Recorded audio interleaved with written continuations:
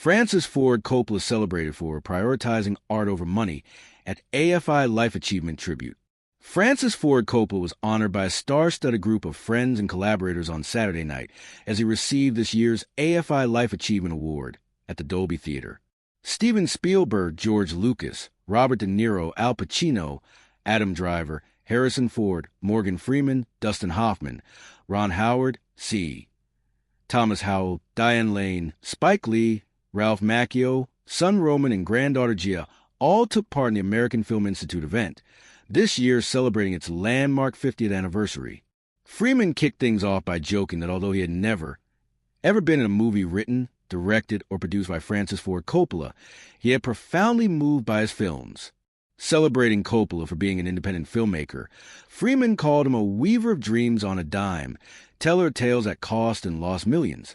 But tonight, fuck the bankers and the backers. We are here to celebrate art, and we are here to celebrate Francis Ford Coppola. And so set the tone for the evening, as star after star applauded Coppola for prioritizing art over box office success and inspiring so many of them.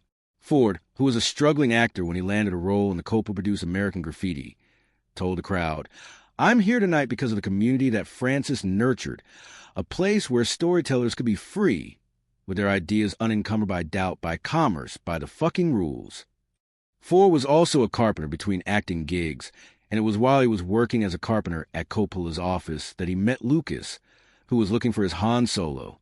Pacino and De Niro took the stage together as Pacino recalled how on The Godfather, Francis just fought for us all the time. He fought for his film and his vision, which he always does.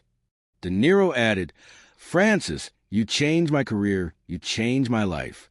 We're all here tonight because of you. We love you." Driver, who starred in Coppola's most recent film, 2024's Megalopolis, gave a passionate speech about the filmmaker's bravery throughout his career, which ultimately led to Coppola spending $120 million of his own money on Megalopolis and not letting the money dictate the content of the film. Driver said, "Believe me, I was there. There was no talk about, how do we make this more commercial? This is a principled life. And for a year in our culture when the importance of the arts is minimized and our industry is seemingly out in the open that the only metric to judge a film's success is by how much money it makes, I hang on to individuals like Francis for inspiration, who live through their convictions, through big moves, all in service of pushing the medium forward." Driver continued, "Francis took $120 million and created a singular gesture for what he thought film could be, and I think that's pretty great." The A-list speeches were broken up throughout the night, with scenes from Coppola's films, as well as video clips of an interview between him and daughter Sophia. Josh Groban also performed Brucia La Terra from The Godfather Coda.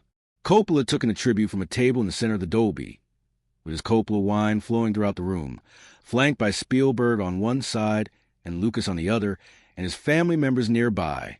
When it finally came time to present the Life Achievement Award, Spielberg went first, recalling how they first met in 1967, and how Coppola had asked a group of filmmakers to watch and give feedback on an early cut of Apocalypse Now.